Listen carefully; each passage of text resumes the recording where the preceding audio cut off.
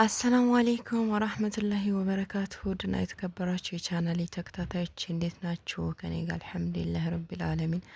ዛሬ ውሏችን እንግዲህ እንደዚህ ነው ያሳለፍነው። እንደምታዩን ተረፍረፈናል። ያውን የተነስቼ ነው እዩት። ልጅ እንቅልፍ እየወሰደ ሸለብ እያደረገው ነው፣ ምግቡን በእጁ ጨብጦ ማለት ነው። ጧት ያው ተኩስ የተጀመረው ፈጅር ላይ ስለነበረ ፈጅር እየተሰገደ ነበርና ቁርስ ምን ላብላችሁ ብዬ ሳስብ በሶ ነበርና እሱን አበስብሼ ከዛ እንዴት ብለን መብላት አልቻልንም። ከዛ አቋረጥንና ሁላችንም ለጥ ብለን ተኛን እንደምታዩ እና ልጁም በቃ ከፍርሃት ነው መሰለኝ እንቅልፍ እየወሰደው እንትን እያለ ብትት ይላል በመሃል ተኩሱን ሲሰማ እና በእጁ የያዘውን ምግብ እንኳን ለመብላት አልቻለም። አይደለም እኛ ትላልቆቹ ህፃኖቹ ማለት ነው። ወላሂ ህፃናቶቹ ወይ ያስገባቸው በጣም ነው። እኔ ሱብሃንአላህ የዛሬው እኔ እንጃ በጣም ከባድ ነው። እስከመቼ ጦርነት ወላሂ እስከመቼ ጦርነት? ይሄ ነገር እንዴት እንደሚቆም አላሁ አለም። በጣም ከባድ ነው። ብቻ ያው የኛ ሀገር እንግዲህ የሆናችሁ እርግጥ ሰላችሁ ሆናችሁ ምናምን እንደዚህ ነው ያለንበት ሁኔታ እንጂ የተጎዳ ሰው እንግዲህ ንጹሃን የለም። አንድ ልጅ ብቻ ነው የሞተው፣ ንጹሃን ነው። ያው ትንሽ በሽተኛ ነገር ነው፣ ሰምታችሁም ሊሆን ይችላል። እና እሱ ብቻ ነው የተገደለው። ሌላው ህዝብ ደህና ነው። ለምን መሰላችሁ? ጧት ላይ ስለሆነ ሰው አልወጣም ነበር ወደ ውጭ እና አልሐምዱሊላህ የተጎዳ ሰው የለም። ብቻ ሁኔታው ግን በጣም ከባድ ነበር። አይደለም እኛ ትላልቆቹ ህፃናቶቹ በቃ መልሰን ውጠናቸው ሆዳችን ውስጥ ባስገባናቸው እያልን በቃ ከዛም በላይ በጣም ለትናንሾቹ ተጨንቀን ነበር የዋልነው። በጣም ነው የሚያሳዝነው። እና ጦርነት እንደዚህ አይምሯቸው ላይ ህፃኖቹ ካሁኑ እንደዚህ የኔ ልጅ ወላሂ ተተኮሰ እኮ ጥይቱ ተተኮሰ ዳዳ ወኔ ግቢ ሱብሃንአላህ ነይ ቶሎ እንተኛ። የሆነ ተኩስ ሲጀመር እንደዚህ ተኙ ይባል የለ እና ያው ስለምንተኛ እሱን ስለሚያቀኛ ስንል ስለሰማ ነይ እንተኛ ይላል እና በቃ እውነትም ትኝት ለጥ ብሎ ትኝት እንደሚባል ነው ያመነው እሱና በቃ እንተኛ ምናምን ብሎ እንትን ይለናል፣ ኑ ይለናል። አስቡት እንግዲህ የህፃን ልጅ አይኖርም ማለት ነው በዚህ ደረጃ። ሽንት ቤት ለመሄድ ነው መጀመሪያ ላይ እያያችሁት የነበረው። ለመውጣት ፈልጌ በቃ ወደ ጫፍ ደርስና ለመሄድ ከዛ በጣም ተኩሱ ሲበዛ ደግሞ ትንሽ ወደ ቤት ሄዳለሁ ደግሞ እንደዛ እያልኩኝ እና ትንሹ ራሱ ልጅ ሽንት ቤት ተቀምጦ ሽንቱን እየሸና ማለት ነው። ሱብሃንአላህ እንደዚህ በጣም ተኩሱ ኃይለኛ ተኩስ ሲተኮስ አቋርጦ ብድግ አለና ተይው በቃኝ አለ። ሽንቱን ለመሽናት አልጨርስ ብሎ ተይው በቃኝ ብሎ ሱሪውን ለበሰ። ሽና ብሎ በቃ በቤታችን እንግባ አለኝ።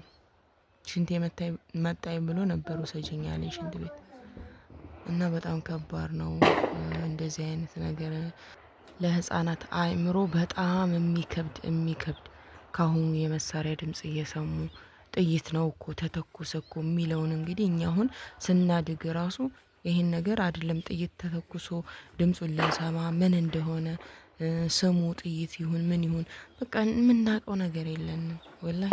አሁን እንግዲህ የ2 አመት ከምናምን ልጄ እንደዚህ ጥይት ተተኮሰ ነይ ቶሎ እንተኛ፣ ቤታችንን እንግባ፣ ቤቱን ዝጊው።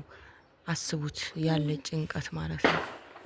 እና ዱአ ያስፈልገናል በጣም ሁላችንም ዱአ እናድርግ። ሀገራችን ከምንም በላይ ሰላም ስትሆን እና አላህ ሰላሙን እንዲያመጣልን ዱአ እናድርግ ሁላችንም በያለንበት። እኔ ዛሬ ውስጥ የተረብሾ ነው የዋለው በጣም በቃ ምንም ሰው ባይሞትባችሁ ባይጎዳባችሁ ምናምን ሀታ ድምፁ በቃ እኔ እንጃ መሬቱ ተሰንጥቆ ቢወጣችሁ ነፍሳችሁ ምንም ላይ መስላችሁ ይችላል። አሁን እናንተ እኔ ሳወራ ማለት ነው፣ ግን እኔ ያለሁበት ቦታ ላይ ብትሆኑ ከዚህም በላይ ያስብላል። ግን እንጃ የት እንደምንሄድ አላቅም። የምንሄድበት አጣን፣ መስሪያ አጣን። በቃ ወጣቱ መቀመጫ አጣ። በሁሉም ሀገር በዱባይ ብትሉት በሳውዲ ብትሉት ወጣቱ የሚከራተተው በቃ በዚህ ምክንያት ነው። ጦርነት ለማንም አይበጅም። ወላሂ በየሄዳችሁበት በኮሜንትም በሉት ቪዲዮ ስትሰሩም በሉት ሁላችሁም እስኪ ሰላምን እንስበክ። ሰላም ነው የሚያስፈልገን በቃ። እና ውዶችዬ በጣም ከባድ ጊዜ ነበረ። እንግዲህ ብቻ አልሐምዱሊላህ አሁንም እንግዲህ እስትንፋሳችን ካለ አልሐምዱሊላህ።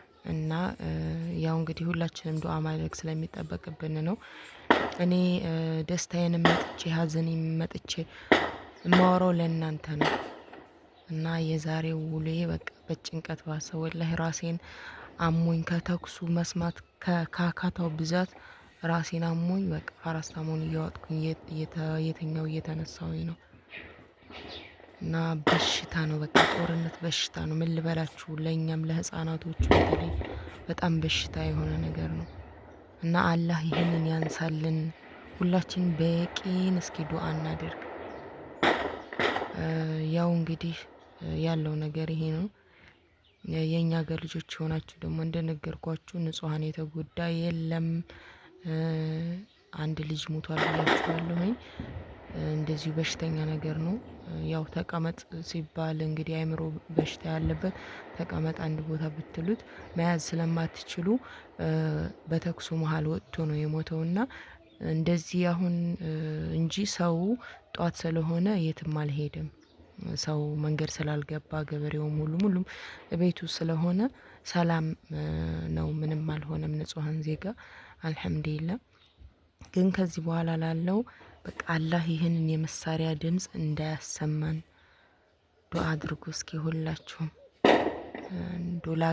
ሀገራችን ሰላም እንድትሆን እና ይህንን ይመስላል ውዶችዬ። ዱዓ አድርጉ ነው የምላችሁ። ሌላ ምንም የምለው ነገር የለኝም። እንግዲህ ከሞትኩም ካለሁም ያው ብሶታችን እንድታውቁት የምፈልገው ነገር ይህንን ይመስላል ውዶችዬ። እንግዲህ ሰላም ሁኑልኝ። አላህ ሰላማችሁን ያብዛው፣ ሀገራችንም ሰላም ያደርግልን። ዱዓ አድርጉ። ከምንም በላይ የሚያስፈልገን ዱዓ ነው። ሌላው ምንም የሚያስጨንቅ ነገር የለም በእናንተ በኩል ማለት ነው። አብሽሩ፣ አትጨነቁ። ግን ያለውን ነገር ማወቅ ስላለባችሁ ነው። ይህንን ይመስላል ያለው ነገር ውዶችዬ። ወሰላሙ አለይኩም ወራህመቱላሂ ወበረካቱ።